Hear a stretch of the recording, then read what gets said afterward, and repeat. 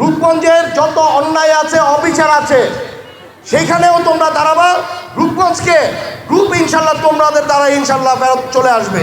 শুধু মাদ্রাসা না, সারা রূপগঞ্জকে, সারা নারায়ণগঞ্জকে আমরা তোমাদের নিয়ে একটা মডেল থানা হিসাবে আমরা বানায় ছাড়বো ইনশাল্লাহ। নারায়ণগঞ্জের রূপগঞ্জের মাঝিনা মৌজায় আহমাদিয়া ফাজিল ডিগ্রি মাদ্রাসায় সোমবার সকালে মতবিনিময় সভা অনুষ্ঠিত হয়। প্রধান অতিথি ছিলেন বিএনপির জাতীয় কার্যনির্বাহী কমিটির সদস্য মুস্তাফিজুর রহমান ভূঁইয়া দীপু। তিনি শিক্ষার্থীদের সমস্যা শুনে সমাধানের আশ্বাস দেন। সভায় বাউন্ডারি ওয়াল নির্মাণ, পরিত্যক্ত ভবন সংস্কার ও জমি দখলমুক্ত রাখার দাবি জানানো হয়। সভায় সভাপতিত্ব করেন ডক্টর আবু ফয়েজ মোহাম্মদ আসলাম এবং উদ্বোধন করেন আব্দুল্লাল মামুন। উপস্থিত ছিলেন কায়েতপাড়া ইউনিয়ন যুবদলের যুগ্ম সাধারণ সম্পাদক মিল্লাত হোসেন সহ স্থানীয় নেতাকর্মীরা। বক্তারা বলেন, শিক্ষার মান উন্নয়নে সকলকে একযোগে কাজ করতে হবে। অনুষ্ঠান শেষে অতিথি ও শিক্ষার্থীদের মধ্যে খাবার বিতরণ করা হয়।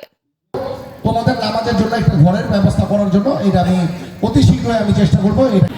বাচ্চাদের জন্য একটা স্লাইডার আর অনেক কি বলবা দেখো, যে বাচ্চাদের জন্য আমরা সকলে মিলে ইনশাল্লাহ এই মাদ্রাসাটা নারায়ণগঞ্জের 1 নম্বর মাদ্রাসা ছিল। ইনশাল্লাহ নারায়ণগঞ্জ ইনশাল্লাহ সারা বাংলাদেশের 1 নম্বর মাদ্রাসা ইনশাল্লাহ আমরা করে ছাড়বো এই মাদ্রাসাকে। তোমরা অন্যায়ের বিরুদ্ধে দাঁড়াতে পারো। আমি আশা করব রূপগঞ্জের যত অন্যায় আছে, অবিচার আছে, সেইখানেও তোমরা দাঁড়াবা। রূপগঞ্জকে রূপ ইনশাল্লাহ তোমাদের দ্বারা ইনশাল্লাহ ফেরত চলে আসবে। শুধু মাদ্রাসা না, সারা রূপগঞ্জকে, সারা নারায়ণগঞ্জকে আমরা তোমাদের নিয়ে একটা মডেল থানা হিসাবে আমরা বানায় ছাড়বো ইনশাল্লাহ। যে মাদ্রাসা স্টুডেন্টরা আমি বলবো নর্মাল জেনারেল স্টুডেন্টের চেয়ে তারা বেশি পড়াশোনা করে, তারা বেশি মেধাবী।